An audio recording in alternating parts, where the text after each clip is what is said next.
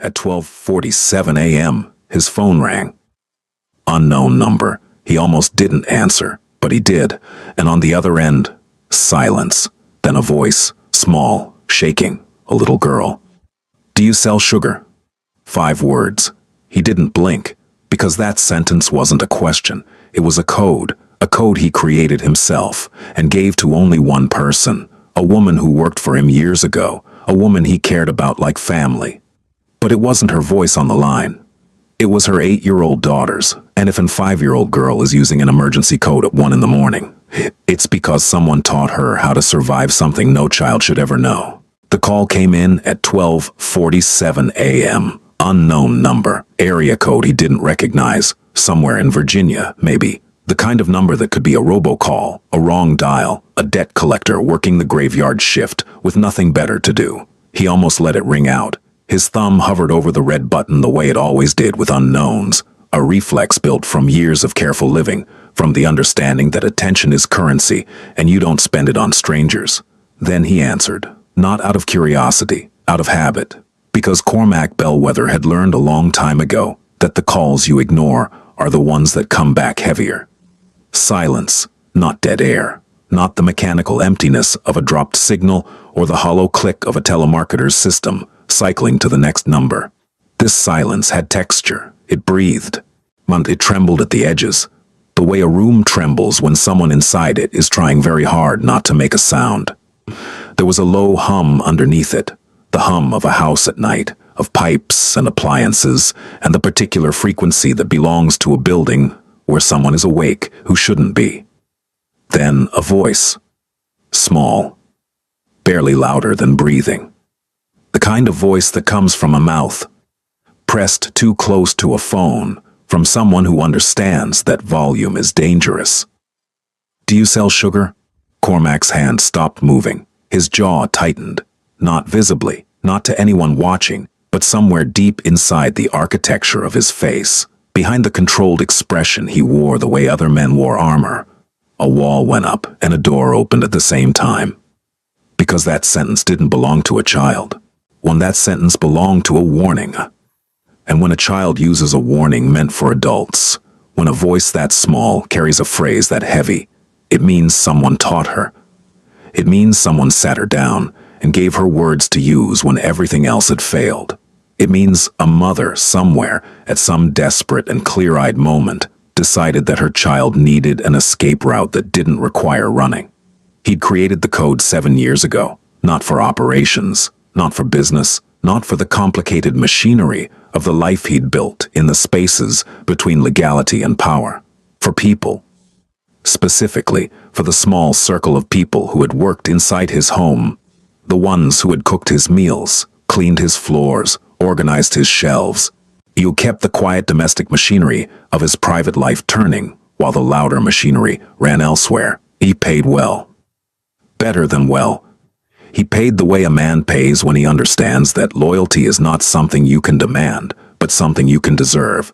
And he treated them with a formality that some mistook for coldness, but was in truth the only kind of respect he knew how to give. The respect of distance, of not pretending that the power imbalance between employer and employee didn't exist, of never making someone feel that their service was anything less than dignified work. And when they left, because they always left eventually, as they should, because no one should build a life inside someone else's house, he gave them something no severance package could carry. A phrase, something simple enough for anyone to remember, on even under fear, even in the dark, even while shaking, something innocent enough to say in front of anyone, in front of a husband, a stranger, a child, without raising suspicion, and something specific enough that if those words ever reached his ear, through any phone, at any hour, from any number, he would know exactly what they meant. "Do you sell sugar?" 5 words. Ordinary, forgettable, the kind of question you might hear at a corner store or a neighbor's door. But in Cormac Bellwether's world, those 5 words meant, I am in danger, I cannot speak freely, I have no one else to call. And I need you to understand all of this from a sentence that sounds like nothing. He'd given it to 4 people over the years. Thatcher Gaines, a driver who'd worked for him for a decade before retiring to a house in the Adirondacks. Old Merritt, a cook who had moved to a quiet life in Sarasota. Eamon, a groundskeeper who'd gone back to his family in Guadalajara, and Giovanna Moreau. Of all the people who had passed through his household, and there had been many over the years, a quiet rotation of competent people who came and went with the seasons, Giovanna was the one Cormac remembered most clearly. Not because she was extraordinary in any loud way. She wasn't. She didn't fill rooms with her presence or command attention when she walked in. She was quiet, methodical. She arrived at 6 every morning before the house had fully woken up, and she moved through its rooms the way water moves through a riverbed. Naturally, without disturbance, shaping things gently over time, without anyone noticing the shaping. She had worked for him for 3 years. In 3 years of pressed shirts hanging in the closet before he opened it. 3 years of organized shelves where every book, every file, every small object had a place it returned to, as if by gravity. 3 years of coffee made exactly right. Strong, black, 1 sugar in the ceramic mug with a chip on the handle that he refused to replace. Without him ever having to ask or remind or specify. She had learned it once, in the first week, by watching, and she never forgot. She noticed things. Small things. Things that most people would overlook because they were too small to matter and too constant to see. She noticed when a light bulb was dimming before it burned out. She noticed when the pantry was running low on something he used daily. And she noticed when the silence in the house shifted from peaceful to heavy, when he'd had a bad meeting or a worse phone call, and on those days she left an extra glass of water on his desk and worked in the far rooms, giving him space without being asked for it. She never pried. She never overstepped. She never asked a single question about his business, his visitors, the phone calls he took in rooms with closed doors. But she was present in a way that mattered. Present the way a foundation is present. Invisible, load-bearing, essential. He trusted her, and Cormac Bellwether did not trust easily. Trust, for a man in his position, was not a feeling. It was a calculation. It was the result of watching someone over months and years, measuring the distance between what they said and what they did, or noting every small consistency and every potential contradiction, and arriving, slowly, at the conclusion that this person was who they appeared to be. Giovanna had passed that calculation without ever knowing she was being measured. She was, in the simplest and most profound sense, reliable. And then she left. The day she told him, she stood in his kitchen with her hands folded in front of her, the way she always stood when she had something important to say. Centered, still, as if she were delivering news that deserved a formal posture. She said she'd met someone. His name was mentioned but didn't stick. She said she wanted to start over. A new city. A new life. Maybe a family. She was 31. She wanted something that this house, however well run, could not give her. Cormac had nodded once. He didn't ask questions. And he didn't try to talk her out of it. He gave her a generous final check, generous enough that she protested, which he overrode with a look. He gave her a letter of reference so glowing that she would never need to use it. And he gave her the code. He said it simply, the way he said most important things. Without decoration, without preamble, without the kind of emotional padding that makes important things feel less important. If you ever need me, for anything, for any reason, at any hour, you call this number, and you say 5 words. Do you sell sugar? That's all you need to say. I'll understand everything else. Giovanna had looked at him for a long moment. Her eyes had glistened, not with tears, not quite, but with something close to tears. The wetness that comes when you realize someone has just given you something you didn't know you needed. She held it. The way she held everything, she didn't let it spill. I won't need it. I hope you don't. That was 4 years ago. She'd sent a Christmas card the first year. A polite email the second. Nothing after that. The silence hadn't worried him. Silence from Giovanna meant she was fine. She wasn't the type to maintain contact for its own sake.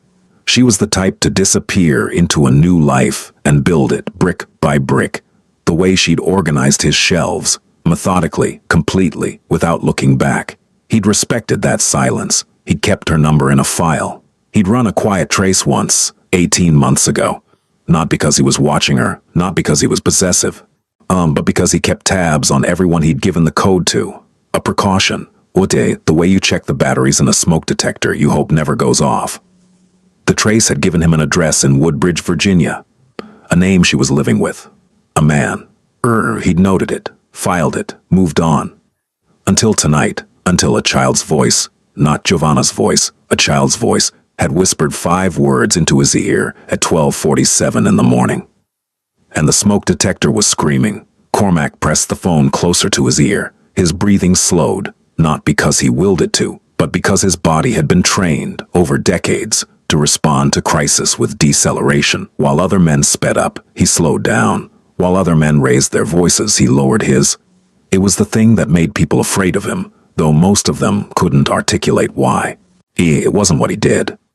It was the calm with which he did it. He could hear, beneath the girl's whisper, the architecture of fear. The house around her was not quiet in the way houses are quiet at night when everyone is sleeping. It was quiet in the way a house is quiet after something has happened. The bruised, ringing silence that follows a slammed door, a broken plate, a voice raised to its highest pitch, and then suddenly cut. It was the silence of aftermath, still vibrating with the thing that had caused it. How much sugar do you need? This was not a question about sugar. This was, how bad is it? Tell me the scale of what's happening. Give me something to measure. A pause. He could hear her swallow. The small, wet click of a child's throat working. A lot. And my mom is crying. Cormac closed his eyes, just for a second. When behind his lids, he saw Giovanna's face. The way she looked the day she left his house, standing in the kitchen with her hands folded, full of quiet hope about starting over, full of the particular optimism that belongs to people who believe that leaving is the same as arriving. And now this, now her daughter, hiding somewhere in that house, whispering into a phone at 1 a.m, using words she'd been taught to use when everything went wrong. Tell me how much sugar. He needed her to keep talking. He needed to assess. And he needed her to hear his voice, calm, steady, unbroken, because a child who is hiding in the dark needs to hear that somewhere on the other end of a phone line there is someone who is not afraid. A lot. And my mom is crying. The same words, exactly the same, word for word, inflection for inflection. As if she had memorized them the way you memorize a prayer, or a phone number, or the combination to a lock. As if she had been told, say these words, exactly these words. Don't add anything. Don't change anything. Just say them and wait. That repetition told him more than any detailed account could have. It told him that Giovanna had taught her daughter a script, that she had sat this child down at some point, maybe during a calm afternoon when the house was peaceful and the man they lived with was at work, or maybe in a whispered conversation late at night after something terrible, while the child was still shaking, and told her, if something happens, if it gets bad, if I can't get to a phone, you go to the bathroom, you lock the door, you call this number, you say these words, exactly these words, and you wait. And the girl had listened, and remembered, and practiced apparently, because the delivery was too smooth, too rehearsed, too perfectly controlled for a child who was hearing these words for the first time in a real emergency. This was a child who had been drilled. She had dialed this number at 12:47 in the morning. Not 911. Not a neighbor. Not a grandparent. His number. The number Giovanna had made her memorize, the one that belonged to a man the girl had probably never met. A man who existed in her mother's past like a character in a story. Someone who, her mother had promised, would answer, would understand, would come. That alone told him everything about what 911 had or hadn't done in the past. It told him that somewhere in the history of this household, someone had called for help before, and help had come too late. Or come and left, or come and not believed what it saw, or come and filled out a report that went into a file that went into a cabinet that gathered dust. It told him that Giovanna, after whatever experiences she'd had with the official channels, had decided that her best option, her emergency break glass option, the one she saved for the worst night, was a phone number and a code phrase and a man who sold nothing, not 911, him. A sound in the background. Distant but unmistakable. A door slamming. Oh, not closing. Slamming. The kind of slam that doesn't happen by accident, that isn't caused by wind or carelessness. The kind of slam that is a message, delivered in the language of architecture, that says, I own this space. These walls answer to me. Every surface in this house is an extension of my hands. I can make any of them violent whenever I choose. The girl's breathing changed. It got thinner, tighter, faster. The sound of lungs trying to become invisible. The sound of a body that has learned through repetition that being heard is dangerous. That breathing too loudly can attract the footsteps. That the safest thing a body can do is become as small and as silent as possible, to fold itself into a corner and reduce itself to almost nothing. It was the sound of a child who had practiced being invisible. Listen to me. What's your name? A beat, a tiny hitch, as if the question surprised her, as if she'd been prepared to deliver her lines but not to have a conversation. Sable. The name settled in his ear. Sable, an unusual name. The kind of name a mother gives a child when she wants her to carry something beautiful, or something that means more than it says.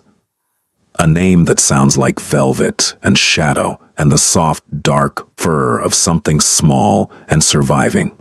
Sable, you're doing very well. I need you to listen. If he comes near you, if you hear him getting close to the door, I want you to say one word, just one. Say more. Can you do that? Yes. Her voice was steady, not brave. That was the wrong word for it. Brave implies a choice, a conscious decision to face fear. This wasn't bravery. This was training. This was a child executing a protocol.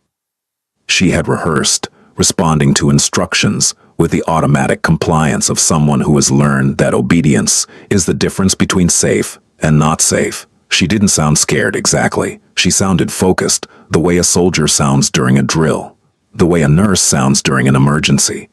Controlled, efficient, hollow in the places where a child should be full. That flatness in her voice, the absence of panic where panic should be, was the thing that told Cormac the most. Because a child who panics during a crisis has not lived through many crises. A child who goes flat has. Silence again, but different now, charged. The kind of silence that happens between lightning and thunder, when you can feel the air itself, holding its weight, waiting for the thing that's coming. Footsteps. Heavy. Somewhere outside whatever room she was hiding in. They moved slowly, not searching exactly, but patrolling. Scanning. The steps of someone who didn't need to hurry, because he knew every corner of his territory. The steps of someone who was letting his presence be felt before he arrived, because the anticipation of him was as much a weapon as his hands. The footsteps stopped. Cormac held his breath. On the other end of the line, he could hear Sable holding hers. A long, terrible beat of nothing. A silence so complete it seemed to have a texture, thick, pressurized, the kind of silence that makes your ears ring because your brain is straining so hard to hear something that it starts manufacturing sound. 3 seconds. 4. 5. Each one a small eternity. Then, barely audible, the whisper. More. Cormac was already reaching for his keys. The footsteps moved on. Cormac could hear them retreating, not leaving, not going to bed, just repositioning. Moving from the hallway to another room, the living room maybe. He heard the creak of weight settling into furniture. A television coming on. The sudden blast of noise that follows a remote being aimed at a screen. Then, the volume adjusting down to a low murmur. The man was sitting down, settling in, not sleeping, just occupying the house, filling it with his presence the way a gas fills a container. Sable's breathing slowly returned to something closer to normal. The whisper came back. He's in the living room now. Good. Stay where you are. Don't unlock the door. I know. 2 words. But the way she said them, I know, carried the weight of a childhood spent, learning the rules of a game no child should have to play. She knew because she'd done this before. She knew because this wasn't the first night she'd hidden in a bathroom. She knew because her mother had taught her the protocol, and she'd had enough practice runs, real ones, not rehearsals, to have internalized every step, lock the door, get low, be quiet, wait. She knew. Cormac was already in his car. He drove alone, no convoy, no security detail, no second car trailing behind with men who knew how to make problems disappear. That wasn't what this was. This wasn't business. This wasn't strategy. Oh, this was something older than power and simpler than influence. Something that lived in the part of him that hadn't been eaten away by the life he'd chosen. The part that still remembered what it sounded like when his mother ran the water after his father went to sleep. The roads were empty at this hour. Northern Virginia in the dead of night was all chain restaurants with their lights off, gas stations that glowed like fluorescent islands in a dark sea, and long stretches of suburb that looked like the same mile repeated over and over, the same strip malls, the same intersections, the same beige developments named after the trees they'd bulldozed to build them. Willowbrook, Oak Ridge, Cedar something. The names blurred past his windows like a half-remembered dream. He had the address from the trace he'd run 18 months ago. 1847 Millbrook Lane, Unit B, Woodbridge, Virginia. He hadn't memorized it on purpose. His mind just worked that way. Numbers, addresses, names, patterns, they stuck to the walls of his memory like pins in a map, and he could pull any one of them down whenever he needed it. 47 minutes. That's what the GPS said. He intended to make it in 35. He kept Sable on the line.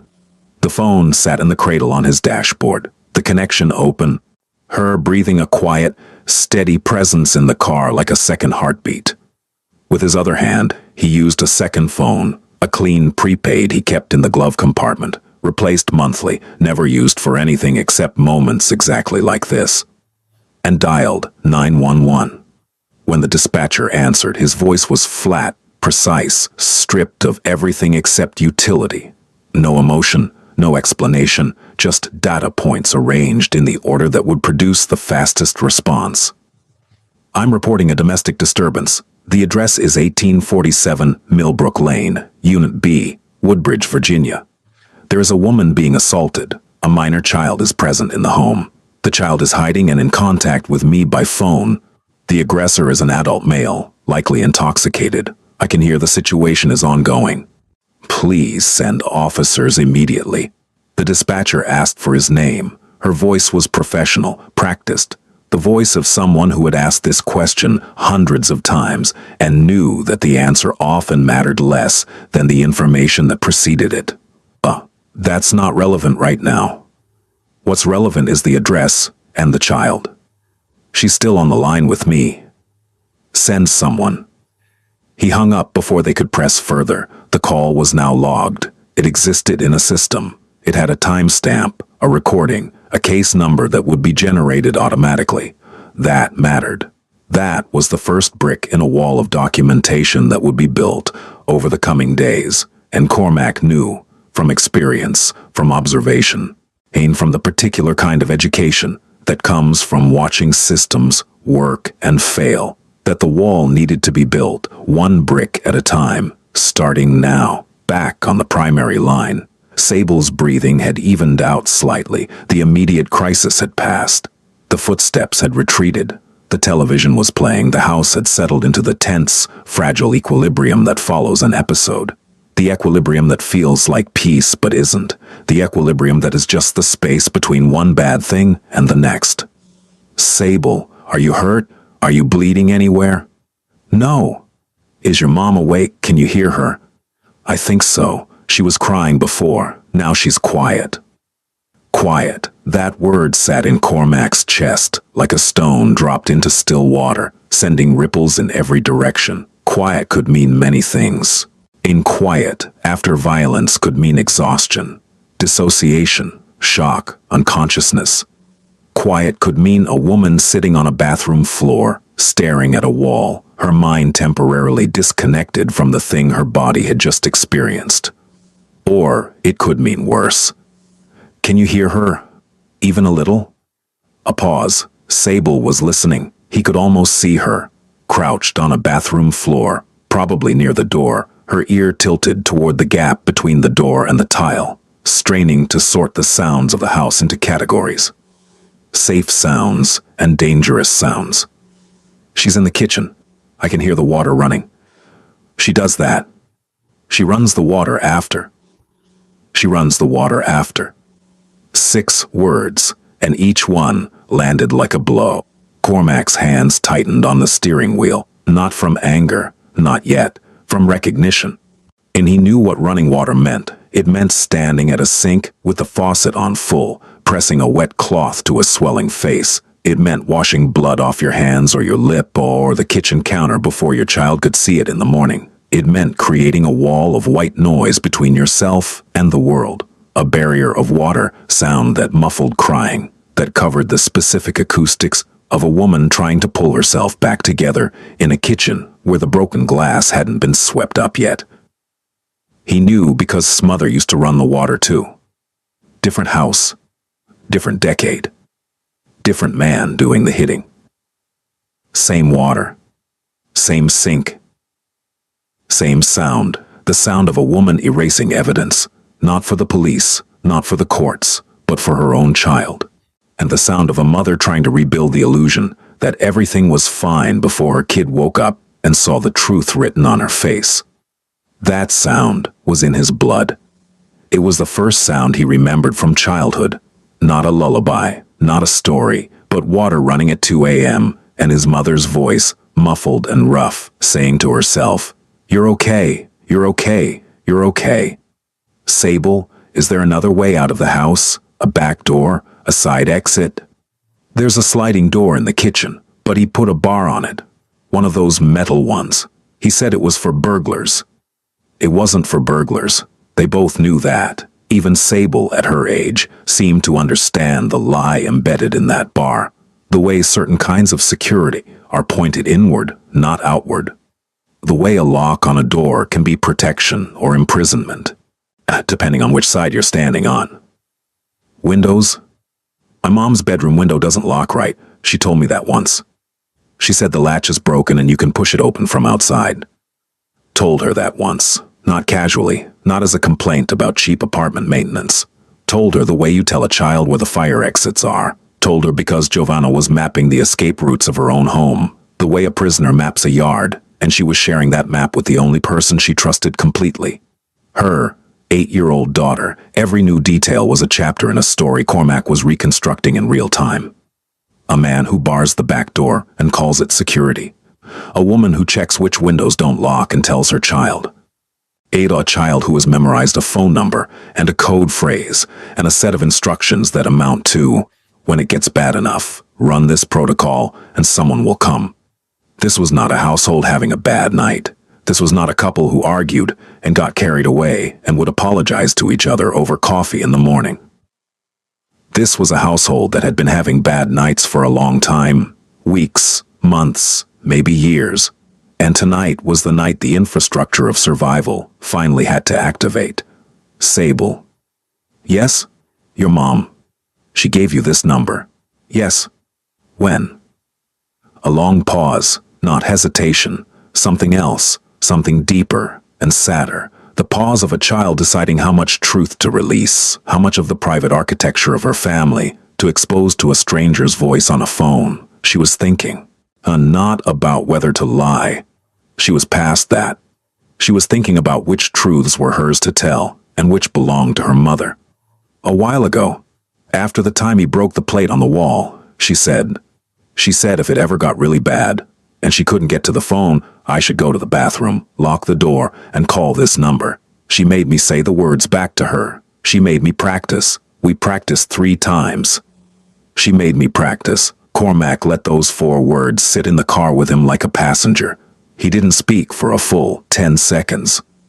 The highway unreeled in front of him, empty and indifferent, its lane markers ticking past like a metronome counting down to something. And he thought about Giovanna Moreau sitting in some quiet, stolen moment with her daughter, rehearsing a lifeline, not a speech about safety, not a vague instruction to call for help. A drill, a specific, rehearsed, repeatable drill, the kind that works under stress because it doesn't require thinking, just remembering. The way you run fire drills in schools, the way soldiers rehearse evacuation protocols, the way flight attendants practice emergency procedures not because they expect the plane to crash, but because if it does, the body needs to know what to do when the mind stops working. Giovanna had turned her daughter into a first responder inside her own home. That line, "She made me practice," was the most devastating sentence Cormac had heard in a very long time, not because it was dramatic, because it wasn't, because it was quiet and practical and matter-of-fact, delivered in the steady voice of a child who understood, without anyone telling her explicitly. That practice was necessary because the emergency wasn't hypothetical. It was inevitable. It was the sound of a mother who had run out of hope that things would get better on their own, who had stopped believing in the possibility of change and had started building emergency infrastructure inside her 8-year-old, who had looked at her life, at the man she lived with, at the pattern she'd become trapped in, at the shrinking space between incidents, and made a cold, clear-eyed decision. I cannot stop what is happening, but I can prepare my daughter to survive it. Your mom taught you well. He said it evenly, controlled, the way he said everything, but his knuckles were white on the steering wheel, and his jaw was set in a way that would have made any of his associates take a step backward. And he thought about Giovanna, the woman who used to arrange his bookshelves by color because she said it helped her think. The woman who left a glass of water on his desk every morning without being asked, who noticed when a light bulb was dimming, who moved through his house with the quiet competence of someone who understood that care is not about grand gestures, but about showing up consistently and doing the small things right. The woman who had stood in his kitchen 4 years ago, full of hope about starting over, hands folded, eyes bright, and now she was running water over her face at 1 a.m. while her daughter hid in a bathroom and whispered codes into a borrowed phone. This was what starting over had become. Cormac checked the GPS. 12 minutes. He pressed the accelerator. 1847 Millbrook Lane was a ground-floor unit in a beige apartment complex that looked like every other beige apartment complex in the suburban sprawl of Northern Virginia. 2 stories.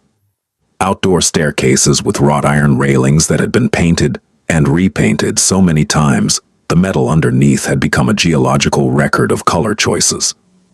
A parking lot with faded lines, and 1 broken streetlight that cast an orange cone of dying light over a dumpster and 3 parked sedans.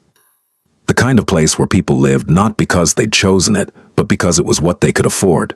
And affordability has a way of making decisions for you. Cormac parked across the street, under a tree that hadn't been trimmed in years. He sat in the car for 30 seconds, not hesitating, calibrating, reviewing. Running the variables the way he ran every operation.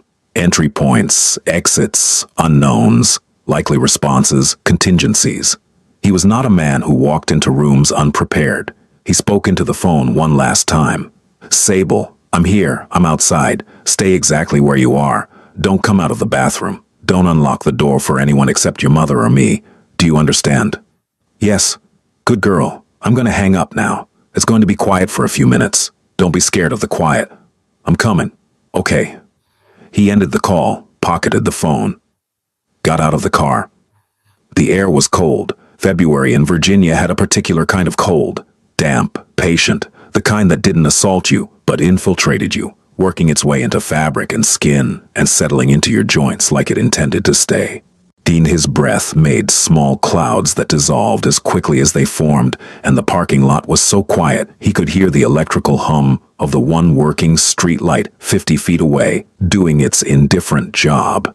He walked across the lot with his hands visible. No coat, no gloves, no weapon, nothing in his hands, nothing concealed. Just a man in dark clothes, crossing a parking lot at 1:30 in the morning, walking with the measured stride of someone who was neither rushing nor dawdling. He was aware, in the professional way he was always aware, of every window, every door, every angle of approach and line of sight. He was aware that he was visible, and that visibility, in this case, was the point. He was not here to be unseen. He was here to stand at a door. The front light was on, a bare bulb in a porch fixture, and the kind that attracts moths in summer and does nothing in winter except make the door visible.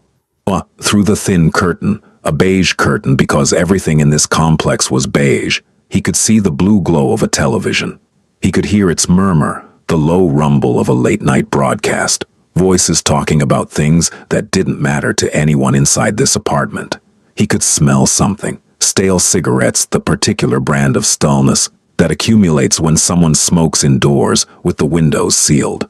The ghost of fried food, oil and bread, and something else, something sweet and burnt, and underneath it, seeping through the doorframe like a confession, the sharp chemical tang of cheap bourbon, not fresh, hours old, and the smell of a man who had been drinking steadily since dinner and was now operating in the particular twilight between drunk and sober, where inhibitions are low and reactions are unpredictable.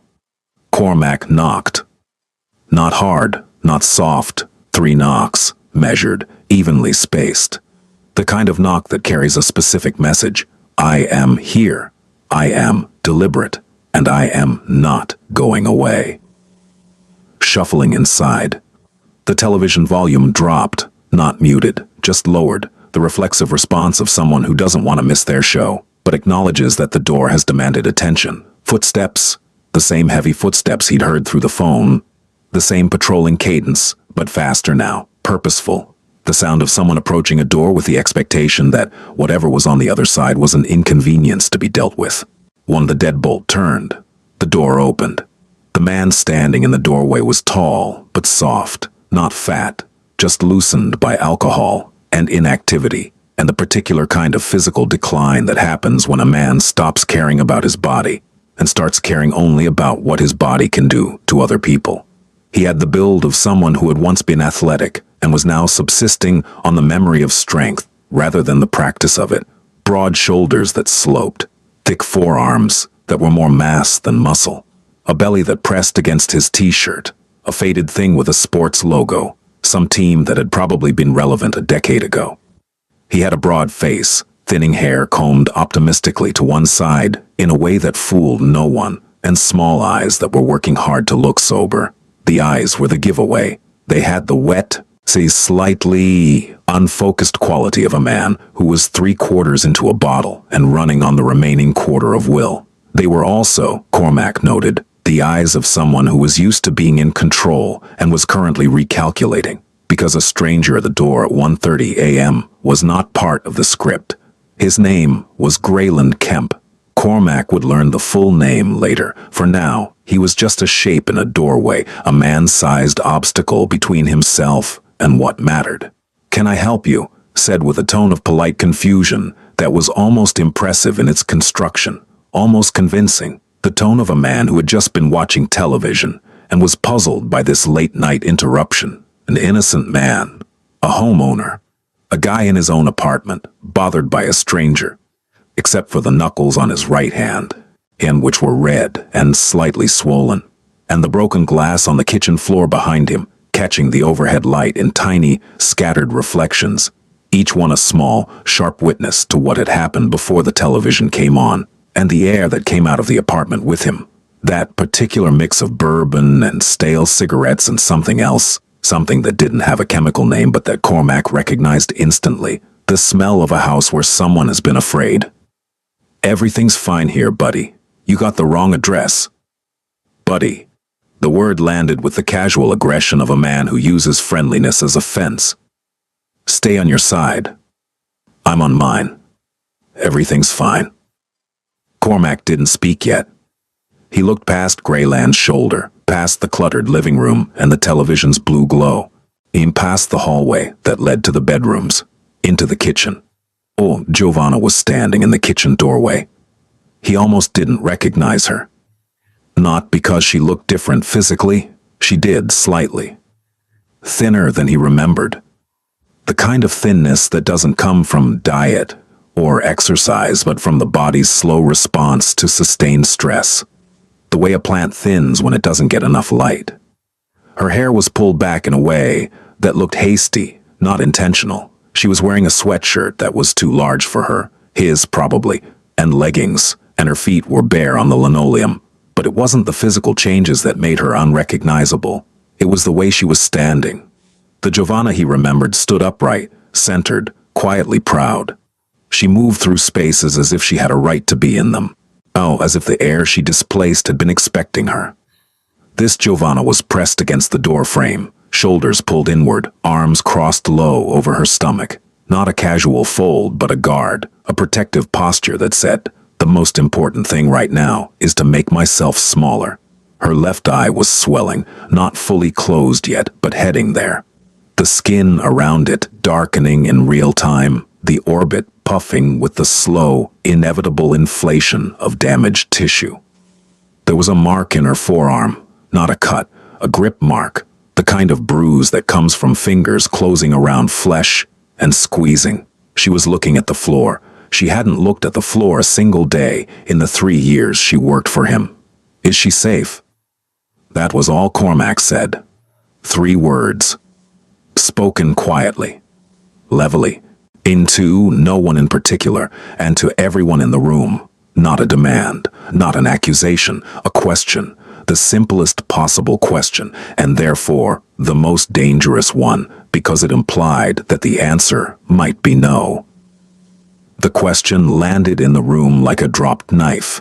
Greyland's face changed. The polite confusion evaporated like steam off a hot surface, and what replaced it was faster, meaner, more honest. The face of a man who felt his control over a situation slipping and needed to grab it back immediately, the way you grab a steering wheel when the car starts to skid. "Who the hell are you? Get off my property." I asked if she's safe. "She's fine, we're fine, this is a family matter, man, and you need to leave before I—" He shoved Cormac, hard, both hands flat to the chest. In the kind of shove that's meant to move someone physically and narratively, out of the doorway, out of the situation, out of the story. The shove of a man who has solved most of his problems by being bigger and louder and more willing to escalate than the person in front of him. It didn't work. Cormac absorbed the contact. His feet shifted, a half step back, no more, and his center of gravity dropped, the way it does in a man whose body has been trained to receive force rather than be moved by it. The shove hit him the way a wave hits a seawall, with impact, but without result. And then, in a motion that took less than 2 seconds, he did 2 things. The first was a short, compact punch to the solar plexus. Not a haymaker, not a wide swing, not anything that would look dramatic on camera. A straight, inefficient strike delivered with the first 2 knuckles aimed at the nerve cluster just below the sternum. It was designed to do one thing: stop forward momentum, take the air out, create a gap between intention and capability. Greyland doubled. His hands dropped from Cormac's chest to his own stomach. His mouth opened, but nothing came out. The diaphragm had spasmed, and for 3 seconds breathing was not available. The second was an open palm to the side of Greyland's head. Not a punch, not a slap, but a firm, controlled contact with the flat of the hand against the temporal bone. Hard enough to disorient. Hard enough to make the room tilt for a second. To scramble the inner ear's sense of balance. To buy 5 seconds of confusion. Not hard enough to cause lasting damage. Not hard enough to leave a mark. 2 motions. Precise.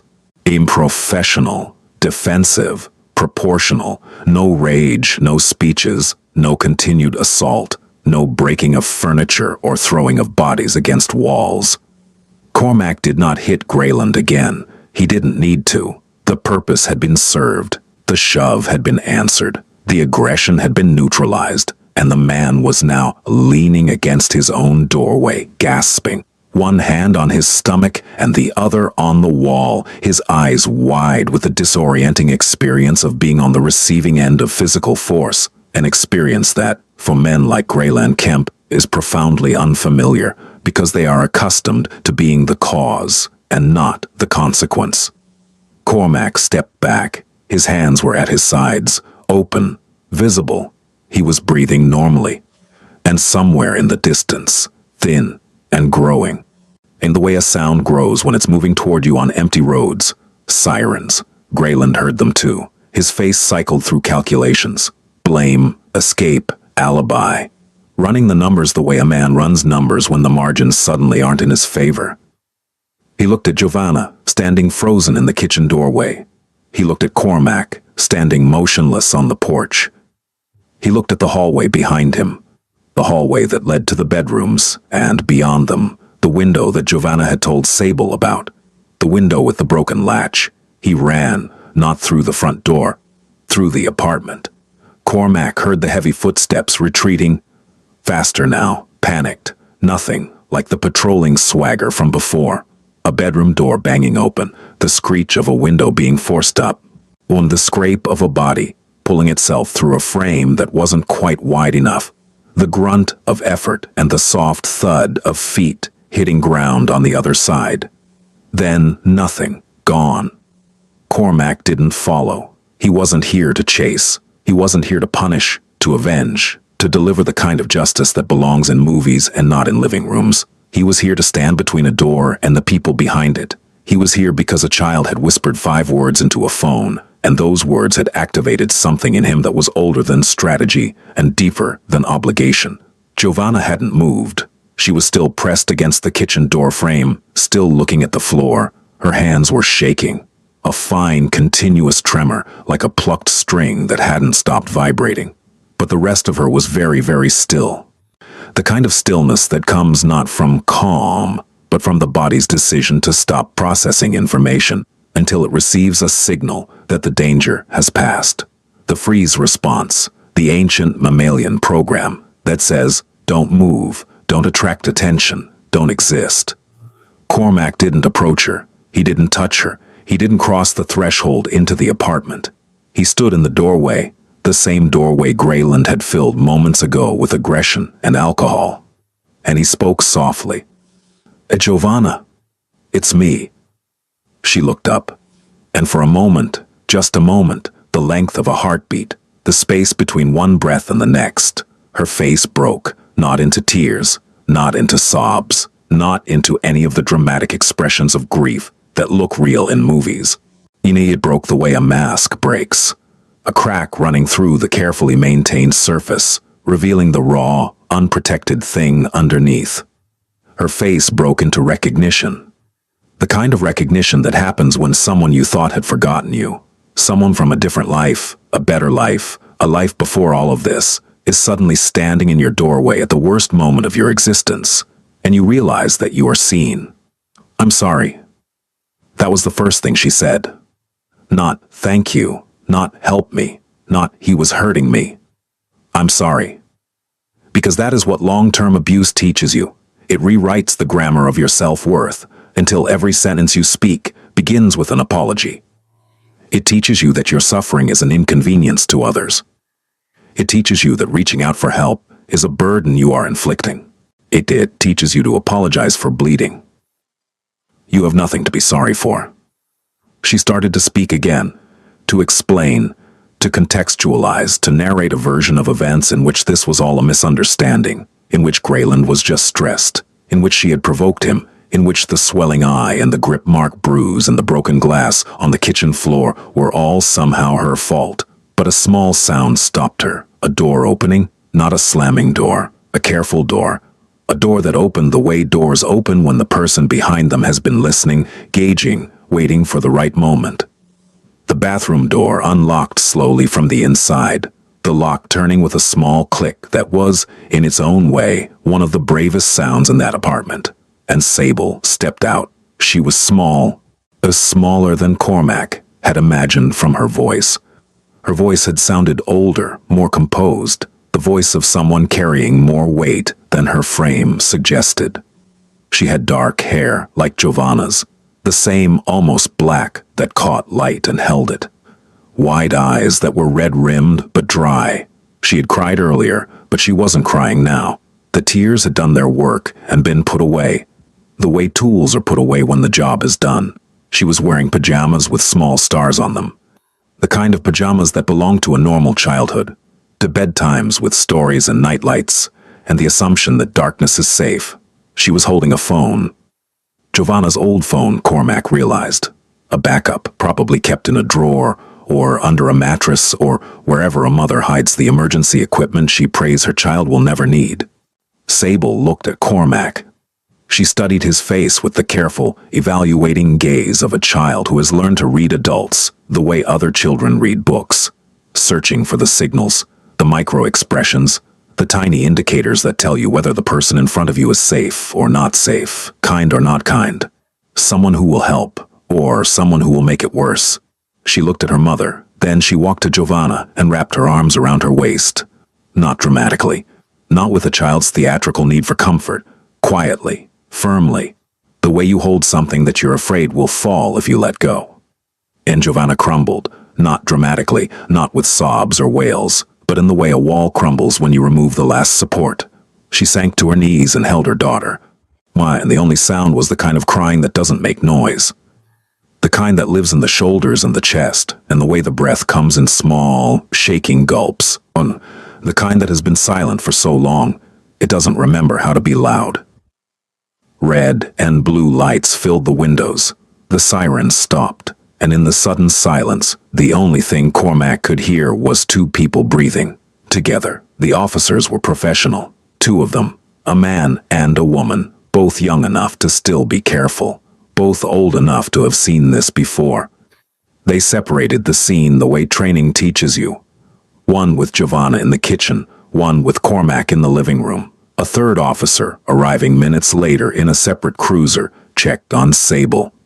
The child was walked to a neighbor's apartment, an older woman named Persimmon, apparently, who opened her door at 2 a.m. without asking a single question, which told Cormac that this was not the first time she'd heard noise from Unit B. Cormac gave his statement in the living room. He sat on the couch, Greyland's couch, still warm from Greyland's body. And he was careful, measured. He gave his real name. He described the phone call, the code, the drive, the interaction at the door. He described the shove. He described his response. He did not editorialize. He did not speculate about what had happened before he arrived. He did not offer theories or context or the private history that connected him to this household. He gave facts the way a good witness gives facts, sequentially, without emotion, in language that would hold up on paper. When they asked about the physical contact, he was precise. He initiated. He shoved me with both hands to the chest. I responded with 2 strikes. One closed fist to the body, targeting the solar plexus. One open-hand contact to the side of the head. Both defensive. Both proportional. I did not strike him again. He then fled through the back bedroom window. I did not pursue. The officer, a tall man named Prescott according to his nameplate, wrote it down without expression. Cormac could see him processing. A man with an unusual last name and a calm he'd seen before in certain types of people, at a domestic violence scene in the middle of the night. The officer's training would be telling him to be suspicious. His report would note the details. But the 911 call was logged. Timestamp, recording, address. The timeline would check out, and the evidence in the apartment. The broken glass. And the bruising on Giovanna's face. The bar on the sliding door. The child hiding in a bathroom with a phone. Would tell a story louder than any suspicion about Cormac's background. He was not the story. The apartment was the story. In the kitchen, Giovanna was doing what she had been conditioned to do, minimizing. It was nothing, really. He gets upset sometimes. You know how it is. He's been under a lot of stress with work, and the bills have been...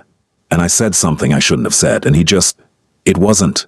The female officer, her nameplate read Fenwick, listened. She did not interrupt. She did not argue. She did not say, "Ma'am, I can see your eye is swelling shut," she wrote, because Officer Fenwick had been trained And her training had taught her that interrupting a domestic violence victim's minimization is counterproductive. You let them speak, you write down what they say, and then you document what you see, which will almost always contradict what they've said. Giovanna's voice was the voice of a woman who had told this story to herself so many times that she almost believed it. A voice that had been trained over months or years to translate violence into misunderstanding, abuse into stress, broken glass into an accident, a closed fist into, "He just pushed me a little." A voice that had learned to shrink what happened until it could fit into a version of reality where everything was basically fine and no one needed to worry, and please don't make this into something it isn't. He didn't mean to. And then Sable spoke. She was standing in the kitchen doorway. The same doorway where Giovanna had stood minutes before, pressed against the frame. But where Giovanna had made herself small, Sable stood in the center of it. Not defiantly. Not heroically, just there, present, taking up the space her body occupied, nothing more, nothing less. He pushed her, 3 words, spoken in a voice that was quiet but clear, not loud, not angry, not shaking with emotion, just clear, the way a bell is clear, the way truth is clear when it has no reason to hide.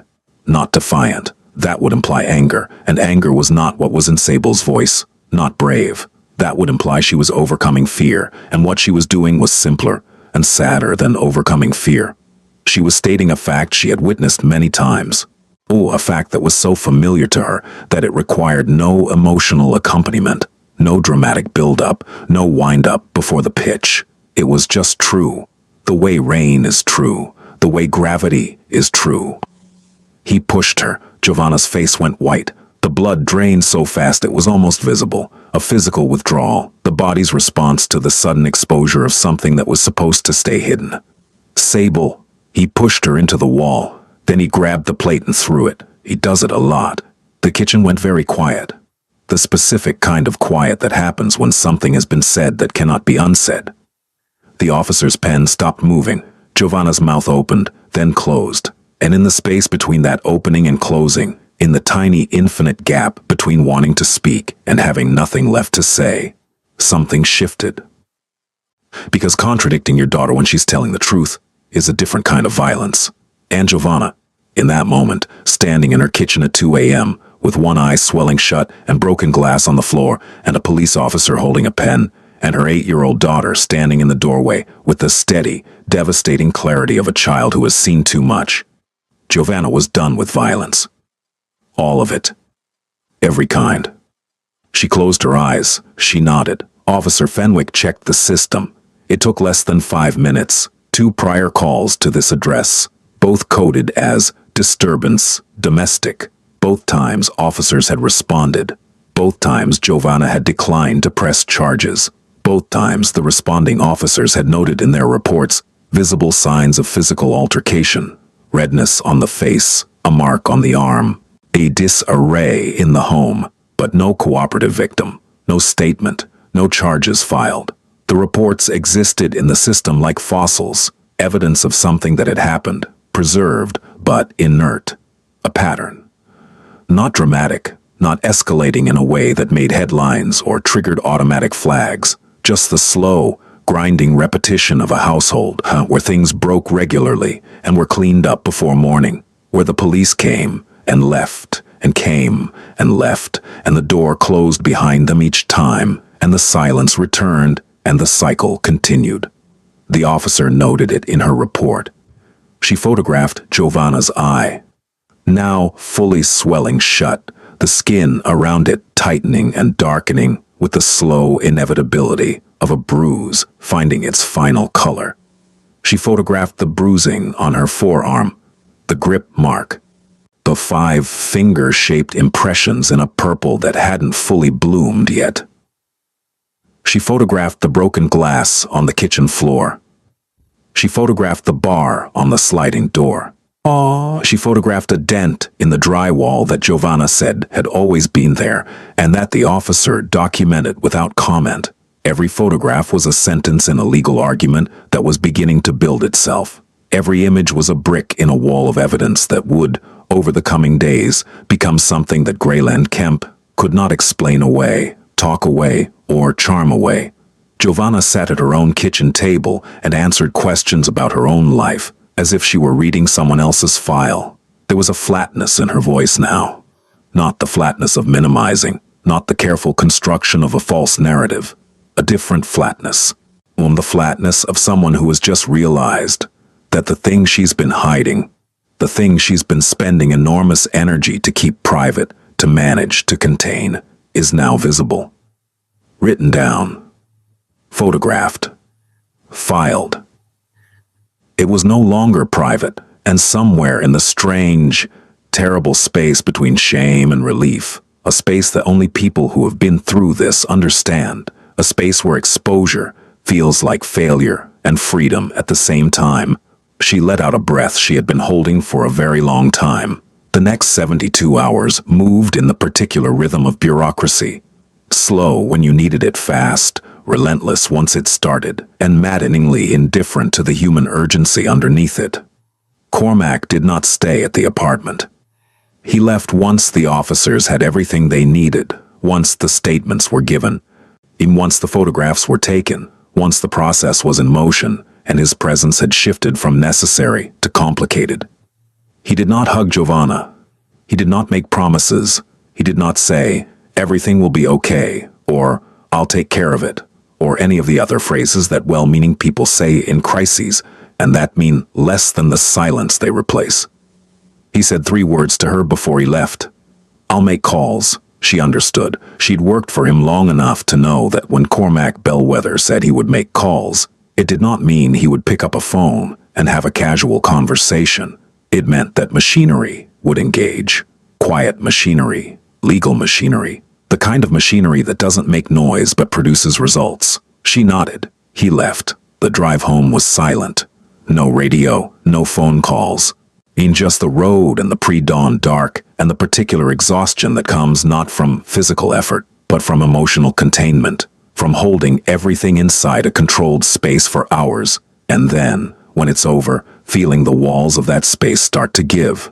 By 9 a.m., Cormac had retained a family law attorney named Claudia Reyes Whithorn, not one of his people, not someone from his world, not a fixer or a connected name or anyone who owed him anything. A legitimate domestic violence specialist with 17 years of experience in Virginia courts, a reputation for thoroughness that bordered on obsessive, and a client list that included women from every economic bracket and every kind of situation.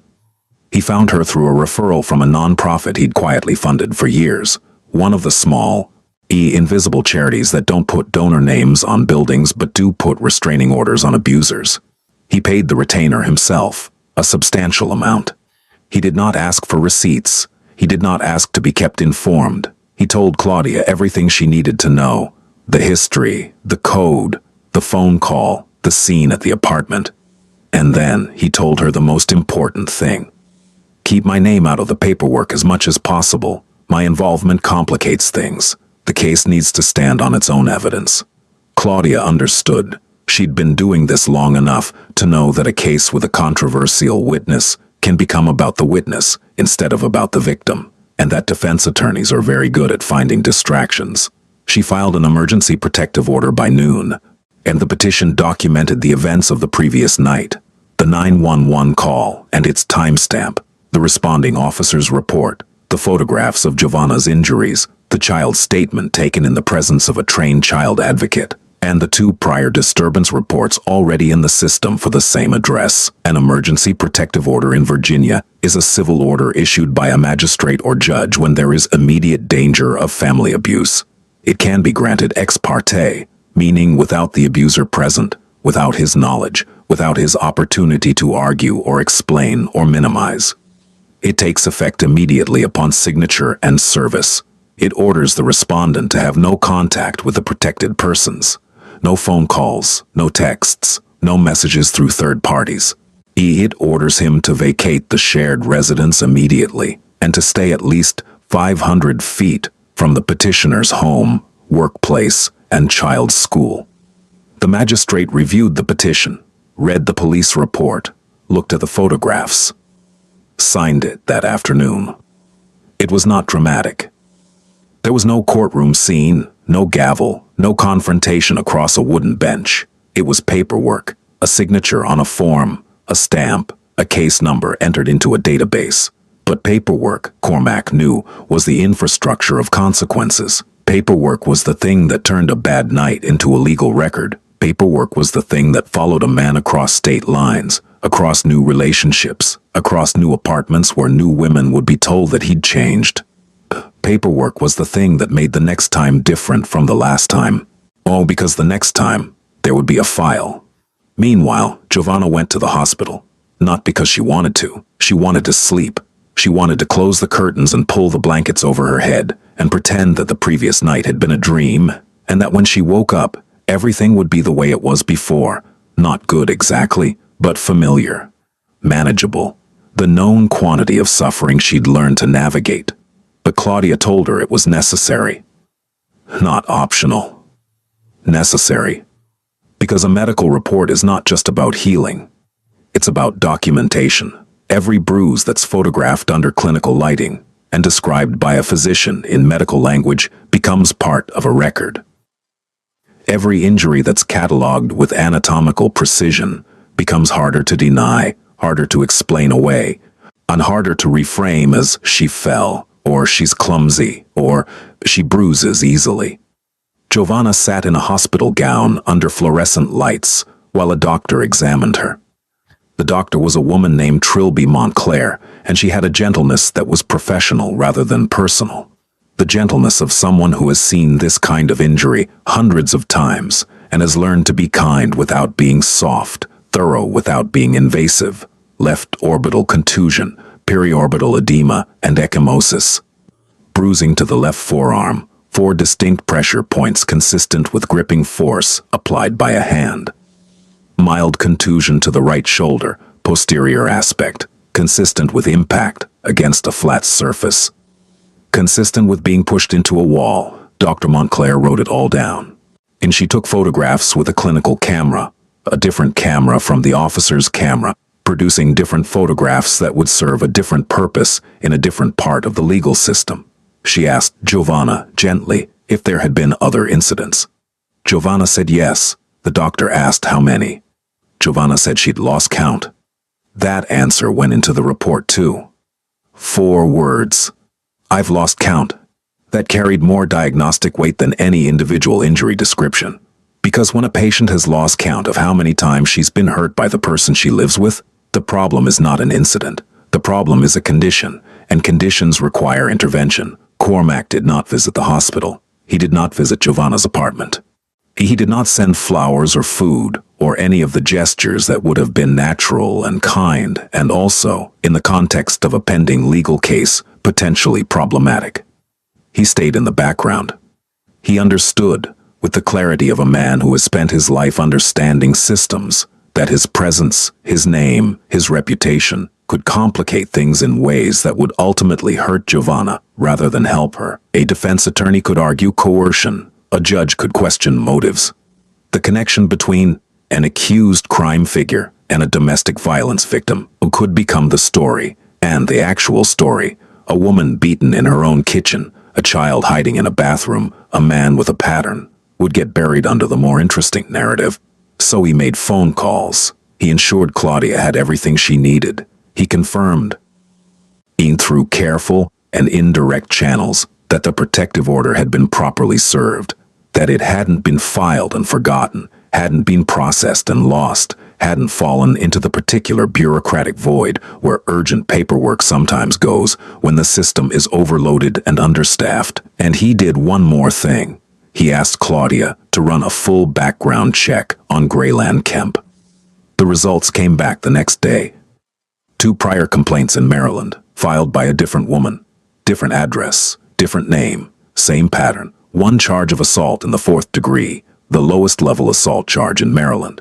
The one that covers pushing, shoving, non-lethal physical contact that doesn't result in hospitalization. Dismissed when the complainant withdrew her statement. 1 violation of a peace order, Maryland's equivalent of a protective order, resulting in a fine, a $200 fine. No jail time, no probation, no mandatory counseling. $200 and a stern look from a judge. And then, Grayland Kemp had moved to Virginia and started over, started over, the same words Giovanna had used 4 years ago. Cormac read the report in his office. He set it down on his desk. He looked out the window for a long time. The skyline didn't care. The city didn't care. The system that had let Graylin Kemp walk away from a pattern of abuse with a $200 fine didn't care. Graylin Kemp was not a monster. He was something worse. He was a pattern. A pattern that moved from state to state, from woman to woman, leaving the same damage in different zip codes. Protected by the simple, bureaucratic fact that states don't talk to each other as well as they should, that records don't automatically follow people across borders, that the gaps in the system are wide enough for a man with clean clothes and a cooperative demeanor to slip through again and again, until now. Because this time, there was a child's testimony, clear, consistent, devastating in its calm. This time there was a 911 record from a third party, time-stamped and recorded. This time there were prior complaints from another state, documented and discoverable.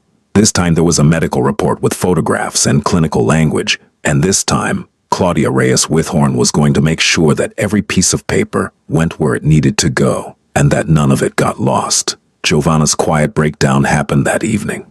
Not at the hospital. Not in front of police. Not in the presence of any professional whose job it was to help her. In her kitchen, alone.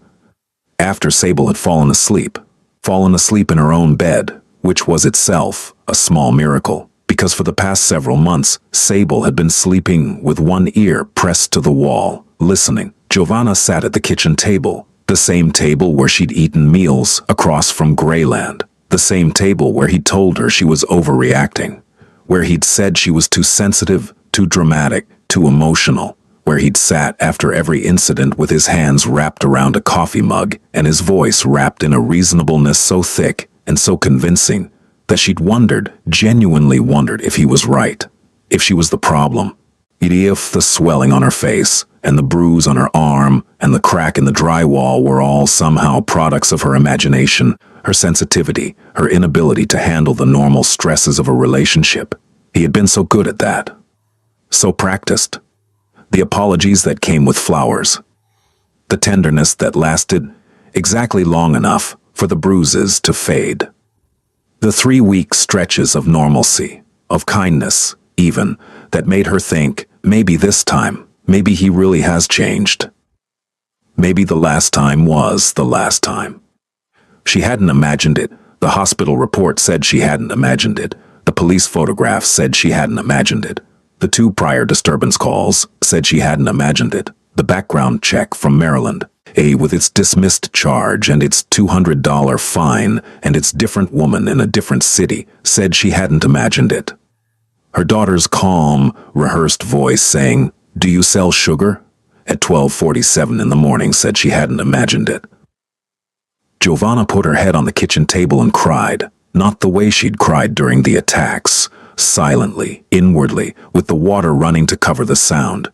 Not the controlled, muffled crying of a woman who has learned that her pain must be quiet because loud pain triggers more pain. This time she cried the way you cry when you stop pretending. Full. Shaking. Ugly. Loud. Her shoulders heaved. And her breath came in ragged gasps, and her tears made a small wet circle on the table's surface, and she didn't wipe them away. She didn't run the water. She didn't clean it up. She just cried. And it was the first time in years she'd cried without hiding it. And the crying wasn't just grief, or fear, or relief, or anger. It was all of those things at once, tangled together in a knot that couldn't be separated into its component parts. It was the particular crying that comes when you finally stop holding something and realize how heavy it was, only after you've set it down. 2 days passed. Graylin Kemp had not been seen. He hadn't returned to the apartment. The emergency protective order, served to his last known address and delivered to his employer by a process server, made the terms clear. No contact, no return, no proximity. He hadn't called Giovanna. He hadn't sent texts. For 2 days there was silence. The particular kind of silence that is not the absence of threat, but the rearrangement of it. In the way a storm is silent in its eye while the walls of wind continued to turn. Giovanna slept with the lights on. She checked the locks 3 times before bed. She kept her phone charged and visible and within reach at all times, the way a soldier keeps a weapon within reach. Even in camp, even when the fighting is theoretically over, she checked on Sable every hour through the night, not because she thought Grayland was coming, because her body didn't know he wasn't. Then, on the third day, at 6:15 in the evening, a neighbor, 2 doors down, an elderly man named Aldous, who had been watching the parking lot from his window the way elderly men in apartment complexes do, called 911 to report a man banging on the door of Unit B at 1847 Millbrook Lane. By the time police arrived, 8 minutes later, came because someone had flagged the address in the system, and the response time for flagged addresses is faster. Grayland was inside. He had not broken down the door. He hadn't kicked it in, or forced a window, or crawled through the broken latch in the bedroom. Giovanna had opened it. She had heard his voice. The soft voice, the reasonable voice, the baby just let me explain voice. And she had opened the door. Because that is what conditioning does. That is the thing that people who have never been in abusive relationships don't understand. The thing that makes them say, why didn't she just leave? Or, why did she let him in? Conditioning doesn't respond to logic. It responds to pattern. And the pattern, the years-long, a deeply grooved pattern in Giovanna's nervous system, said that the consequences of not opening the door were worse than the consequences of opening it. That a closed door meant escalation. That a locked door meant rage. That the safest version of Grayland was the one who felt in control, and a locked door made him feel out of control. So she opened it. He was standing in the living room when the officers arrived. He was not being violent. He wasn't yelling, wasn't throwing things, wasn't doing any of the visible, prosecutable things that would have made this simple. He was talking, explaining, using the voice he used when he wanted to sound reasonable. The measured, almost gentle voice that said, "Baby, let's just talk about this." The voice that framed control as concern and possession as love, and a man showing up in violation of a court order as a romantic gesture. He was saying he'd changed. He was saying it was all a misunderstanding. He was saying that the guy who showed up that night, Cormac, though he didn't know the name, was the real threat. And didn't she see that? Didn't she see that some dangerous stranger had come to their home and attacked him? That the police had it all wrong? That if she would just call the lawyer and drop the order, they could work this out, because they were a family, and families work things out. He was rewriting the story. Right there, in the living room, with his hands open and his voice soft, and his eyes doing that thing they did. That thing that looked to someone who didn't know better. Unlike sincerity, he was rebuilding the narrative where he was the victim and everyone else was the villain, where the system was persecuting him, where the protective order was an injustice, where the only reasonable, loving thing for Giovanna to do was to make it all go away. The officers knocked. Grayland opened the door. His face shifted, accommodating, cooperative, the face of a man who has nothing to hide and can't understand why anyone would think otherwise. "Officers, no problem here. Just talking to my girlfriend. Everything's fine." The officer, it was Prescott again, the same officer from 2 nights ago, which was either coincidence or the result of the address flag, asked to see the protective order. Giovanna retrieved it from the kitchen counter, where she'd kept it visible, perhaps as a talisman, and perhaps as a reminder that this time was supposed to be different. Prescott read it, looked at Grayland. "Sir, you're aware that there is an active emergency protective order prohibiting you from being at this address or having any contact with this person. Look, that's all a misunderstanding. She's my..." "Sir, are you aware of the order?" Grayland's face changed again. The accommodating mask slipped. What was underneath, what was always underneath, beneath the soft voice and the open hands and the "baby, let me explain," was calculation. The quick animal mathematics of a man who was used to finding the angle, the leverage, the words that will make a situation go his way. "Oh, this is ridiculous. She let me in." "Ask her. She let me in." The officer didn't ask her, because it didn't matter. In a protective order is not a mutual agreement. It is not a contract between 2 parties that can be modified by verbal consent. It is a court order issued by a magistrate and enforceable by law. The respondent's obligation to comply does not depend on the petitioner's behavior. Even if Giovanna had called him herself, even if she had sent a written invitation, engraved on gold paper and hand-delivered by a courier, his presence in that apartment, within 500 feet of Giovanna or Sable, was a criminal violation of a court order. The law does not negotiate, and on this night, the law did not leave. Sir, turn around. You're under arrest for violation of an emergency protective order under Virginia Code, Section 16.1-253.2. The handcuffs went on. Not roughly. Not gently. Procedurally. The metallic click of one cuff closing, and then the other. The practiced motion of hands pulled behind the back and wrists aligned and metal meeting skin. Officer Prescott read the charges. His voice was flat, professional, reciting language he had recited before and would recite again, language that meant nothing to him and everything to the people in the room. Greyland's face went through one final transformation, from disbelief to fury to something that looked for just a second like fear. Real fear. The fear of a man who has spent years operating in a world where he was the biggest thing in the room and is now realizing that the room has gotten much, much bigger. He looked at Giovanna. One last time. The look was meant to do what his looks had always done, to hold her, to bind her, to communicate without words, the message that had been the foundation of their relationship. You belong to me. This is your fault. You will pay for this. This is your fault. You know that, right? You did this.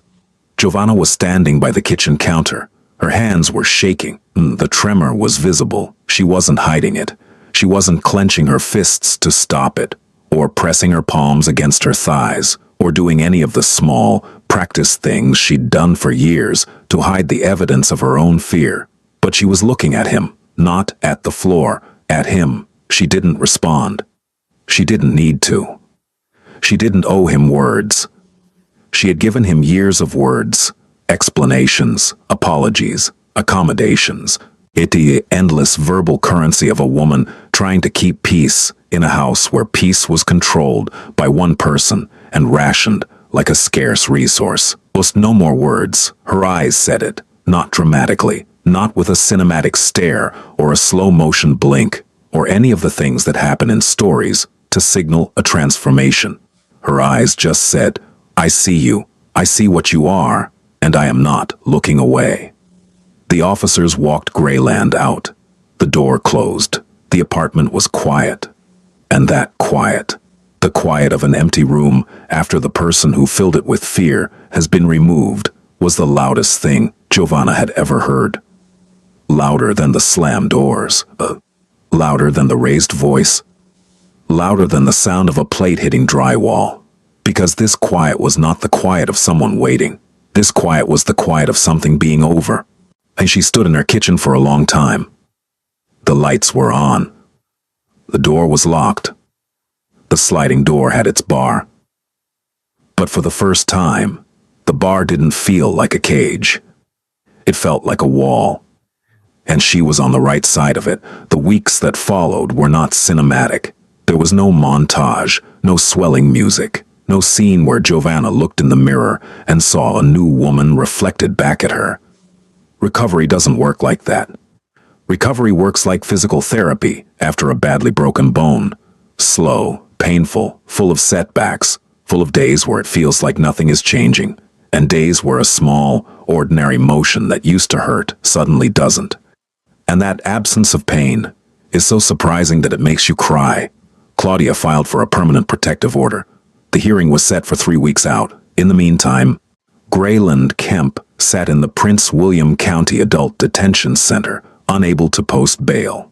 Not because bail was prohibitively high, but because the Virginia magistrate, reviewing his history of prior complaints in Maryland, the pattern of escalation, the violation of the emergency order within 72 hours of its issuance, and the fact that he had fled through a window on the night of the original incident, deemed him a flight risk and a continuing threat. The prior record from Maryland, the dismissed charge, the peace order violation, the $200 fine, became the foundation of a stronger case. In domestic violence law, pattern matters enormously. One incident can be explained away by a skilled defense attorney. Two incidents in the same state can be minimized, contextualized, each packaged as a volatile relationship. But when a background check reveals the same behavior in a different state, with a different woman, in a different year, the narrative shifts. It shifts from, "it was a bad night," to, "this is who he is." It shifts from an incident to a pattern of conduct. And patterns of conduct are prosecuted differently than incidents. The Commonwealth's attorney added charges, assault and battery, from the night of the original incident. Combined with the protective order violation, Grayland Kemp was facing a felony. Not because of Cormac Bellwether's influence, not because of phone calls made from offices with leather chairs, not because someone pulled a string or applied pressure or called in a favor, because the system, when it has enough documentation, enough police reports, enough medical records, enough photographs, enough witness statements, enough prior history, does what it is designed to do, slowly, imperfectly, with frustrating delays and maddening bureaucracy. But it does it. The system worked, not because it was perfect, because people, Officer Fenwick with her pen, Officer Prescott with his report, Dr. Montclair with her camera, Claudia with her filings, old Aldous with his 911 call from the window, fed it what it needed. Giovanna accepted shelter support. Not a shelter itself. She stayed in her apartment, which was now legally hers under the protective order, but the services that came with it. A caseworker named Thessaly, who checked in every 3 days. A safety plan that included a code for the neighbor, persimmon, and a packed bag in the closet. Referrals for financial assistance, job training, legal aid. And she started therapy. Not eagerly, reluctantly. The way you start anything that requires looking at something you've spent years building walls around. The therapist, a woman named Dr. Reverie Baptiste, which sounded like a made-up name but wasn't, had an office with soft lighting and too many plants and a quality of silence that was, in itself, therapeutic. The silence in Dr. Baptiste's office was not the silence of a house where someone was angry. It was the silence of a room where nothing needed to be hidden. The first session, Giovanna spent 20 minutes apologizing. For being late, she wasn't. For taking up the therapist's time, that was the therapist's job. For not being worse off than she was. There are women who have it much harder than me. For crying, she didn't, but she apologized preemptively, just in case. Doctor. Baptiste listened to all of it. Then she said, "The apologizing, that's the first thing we'll work on." Sable started counseling too. A child psychologist named Dr. Winslow Calder, who specialized in children exposed to domestic violence and who had an office full of art supplies and sand trays and games that were, in ways the children didn't realize, diagnostic tools disguised as play. In their first session, Sable drew a picture of her apartment. She used markers, careful, precise, the lines straight, the rooms proportioned. She drew the kitchen small. She drew the living room small. She drew her bedroom small. She drew the bathroom very large, much larger than it was in real life. It took up almost half the page. When Dr. Calder asked why the bathroom was so big, Sable looked at the drawing for a long time. And then she said, "Because that's the safe room." 4 words. And in those 4 words was the entire geography of a childhood spent mapping safety. Not in parks or playgrounds or the normal spaces of a child's world, but inside her own home, where the safest place was a tiled room with a lock and a phone hidden in a cabinet.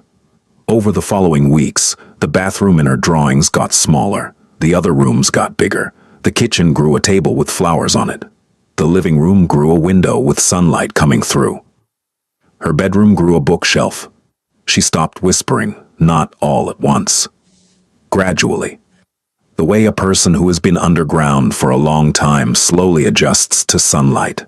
Not all at once, because too much light too fast is its own kind of pain. But in increments, the eyes widening, the shoulders lowering, and the voice finding its full register. Her teacher noticed it first. A quiet woman named Mrs. Pennywhistle, who had been teaching 3rd grade for 22 years and who knew, without being told, which of her students carried things to school that didn't fit in backpacks. She noticed that Sable was raising her hand in class, that she was talking to other kids at lunch, that she had laughed, actually laughed, the unguarded, full-body laugh of a child who has momentarily forgotten to be vigilant. She noticed that Sable had stopped sitting with her back to the wall. Small things. Things that no one would notice unless they knew what to look for. Unless they understood that a child who sits with her back to the wall is a child who needs to see the door. And a child who stops needing to see the door is a child who is beginning to believe, slowly, tentatively, the way you believe something you've wanted to be true for a long time. That what comes through the door might not hurt her, enormous things. Cormac Bellwether did not linger. He checked in with Claudia once, confirmed that the case was proceeding as it should, confirmed that the bills, the legal fees, the medical bills, the therapy sessions for both Giovanna and Sable were covered and would continue to be covered for as long as necessary. He asked no questions about the details. He made no requests. He asked for nothing in return, because this was not a transaction. It was a debt, not Giovanna's debt to him, but his debt to the world, a debt that men like him carry without naming it. A debt that is paid in the quiet currency of making sure that the people who pass through your life are safer for having known you. Then he stepped back. The way he had always stepped back, not from indifference but from the understanding that help past a certain point becomes control if you're not careful. That the line between protection and possession is thinner than most people realize. That the best thing a powerful man can do for a vulnerable person is solve the problem and then leave so that the person's recovery belongs to them and not to him. He was not a savior. He was a phone call answered at 12:47 a.m. He was 2 punches and a 911 report and a lawyer's retainer, and then he was gone. That was enough. Giovanna called him once, 3 weeks after that night. It was a Tuesday, early evening. On the light coming through her kitchen window was gold. It was a short call. Her voice was different, not stronger exactly, not transformed, not the voice of a woman in a movie who has emerged from adversity with perfect clarity and a new hairstyle. It was more present, less layered in apology. The voice of someone who was beginning to relearn how to take up space in a conversation without prefacing every sentence with sorry, or I don't mean to bother you, or I know you're busy. I wanted to say thank you. You don't need to. I know, but I want to. Thank you for not hanging up. There was a long pause, the kind of pause that holds years of unsaid things, of a woman leaving a house with her hands folded and her eyes bright, of a code given and never used, on of 4 years of silence that meant, I'm fine, until suddenly it didn't. I never hang up when I hear sugar. Giovanna laughed. It was a small laugh, fragile, unused, a little rough around the edges, the way a door hinge sounds when you open a door that hasn't been opened in a long time. But it was real. It was hers. And it was, in its small and imperfect way, one of the most beautiful sounds Cormac had heard in a very long time. Giovanna. Yes, the code still works. It always will, for you and for Sable. But I truly hope, you never need it again. Me too. She hung up. He set the phone down. And that was it. No dramatic final scene, no lingering, no last look across a parking lot or a meaningful nod or any of the things that stories do to make endings feel complete. Just a phone call ending. 2 people returning to their separate lives. A connection that existed, not as a relationship, but as a safety net, invisible, weight-bearing, and best when it was never needed. That night, in a small apartment in Woodbridge, Virginia, a girl named Sable fell asleep in her own bed. The lights were off. Not because someone had turned them off for her. She had done it herself. She had reached over the way children do when the dark stops being an enemy, and clicked the lamp off, and the room had gone dark, and the dark was fine. No door slams, no heavy footsteps in the hallway. No television turned up too loud to fill a silence that shouldn't need filling. No running water, no code needed, no whispered words into a phone pressed against a face pressed against a bathroom floor. Just silence, the safe kind, and the kind that doesn't tremble at the edges. The kind that doesn't listen for footsteps. The kind that holds no fear. The kind of silence that sounds, if you listen closely, like a child breathing, just breathing, in and out. Slow and easy. The simple, ordinary rhythm of a body that has decided, for the first time in a long time, that it is safe enough to sleep. And outside the window, the Virginia night was cold and dark and ordinary, and the street light that had been broken was still broken, and the parking lot was empty, and the world was doing what the world does, turning, indifferent, continuing. But inside that apartment, in that room, in that bed, underneath a blanket covered in small stars, a girl named Sable slept, and in her sleep. And she did not dream of bathrooms or codes or whispered words or the sound of a door slamming hard enough to make the walls remember. She dreamed of something else, something ordinary, something safe,